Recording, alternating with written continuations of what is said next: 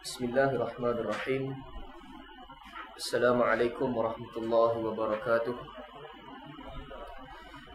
Innal hamdalillah nahmaduhu wa nasta'inuhu wa nastahdihi wa nastaghfiruhu wa natubu ilayh.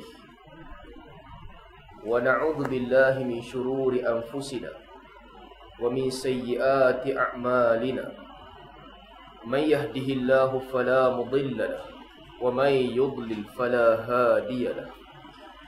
Wa ashhadu an la ilaha illallah wahdahu la syarika lahu. Wa ashhadu anna Muhammadan abduhu wa rasuluh. Allahumma salli ala Muhammad abdika wa rasulika nabiyyin ummiyin wa ala azwajihi wa zurriyyatihi kama sallaita ala ali Ibrahim innaka Hamidul Majid.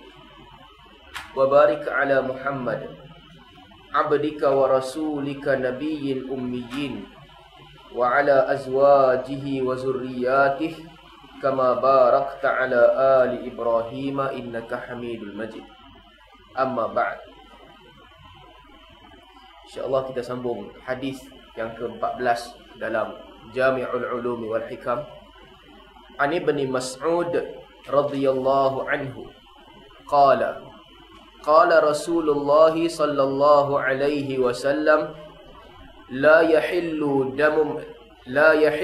damu mri'in muslim illa bi ihda thalath at-thayyibu az-zani wan nafsu bin nafsi والتارك لدينه المفارق للجماعة. Rawahul Bukhari wa Muslim. Daripada Ibnu Mas'ud radhiyallahu anhu, Nabi sallallahu alaihi wasallam bersabda, la yahillu damu mri'in muslim, tidak halal bagi kamu untuk mengambil darah seorang muslim, ataupun tidak halal membunuh seorang muslim, melainkan dengan salah satu daripada tiga sebab. As-sayyibuz zani. Yang pertama, orang sayyib. Sayyib maksudnya orang yang dah berkahwin. Orang yang dah berkahwin dan dia berzina. Wan nafsu bin nafsi. Nafsu bin nafsi.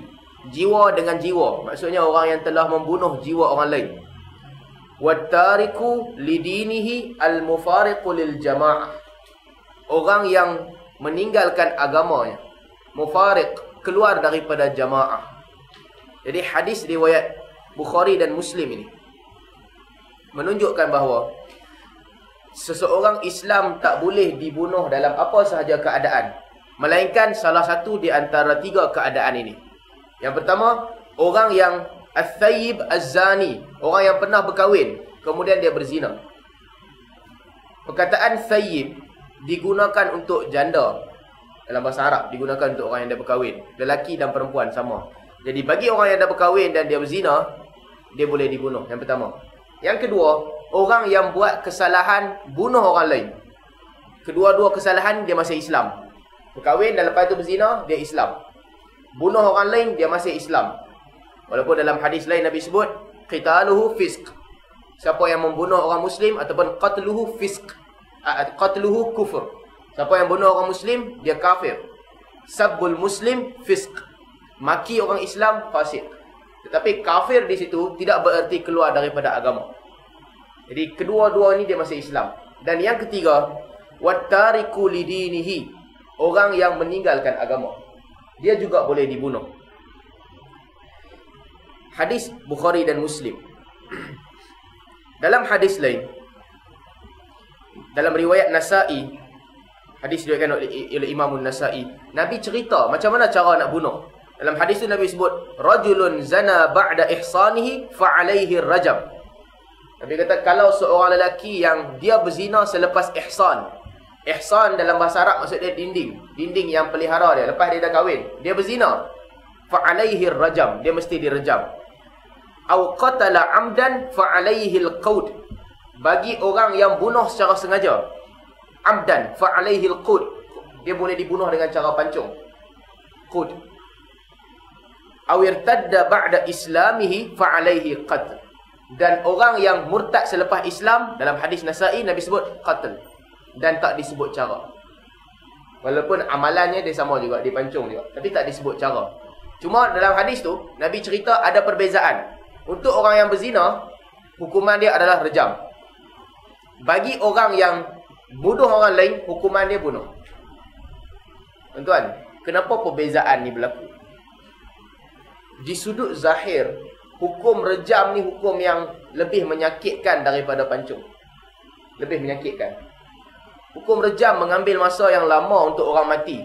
Bahkan dalam hadis Ghamidiyah yang kita akan baca nanti, perempuan yang mengaku berzina datang kat Nabi SAW, dia direjam, dia tak mati, dia kena baling batu tak mati. Sampailah Khalid Al-Walid keluar daripada bilik, betul-betul baling kat kepala dia, baru mengalir darah dan dia mati. Sakit. Tapi qud ataupun al-qawad, bunuh dengan cara pancung, i'dam, benda tu tak sakit macam tu. Mudah. Bila pancung, mati. Ada perbezaan.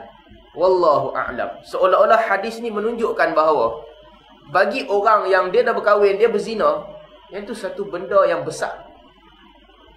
Satu benda yang manusia tak perlu sebenarnya. Kalau orang belum kahwin, dia berzina, dia kena sebat. Tapi dah kahwin, dah okey, lepas tu berzina, benda tu manusia tak perlu. Dan orang yang buat kesalahan tu, dia dihukum dengan hukuman yang besar. Yang kedua, orang yang buat kesalahan zina selepas kahwin, dia melibatkan banyak hal. Dia melibatkan nasab. Bercelaru nasab manusia, rosak nasab. Maka disebabkan itu, wallahu a'lam, antara hikmah hukuman zina ni berat. Bunuh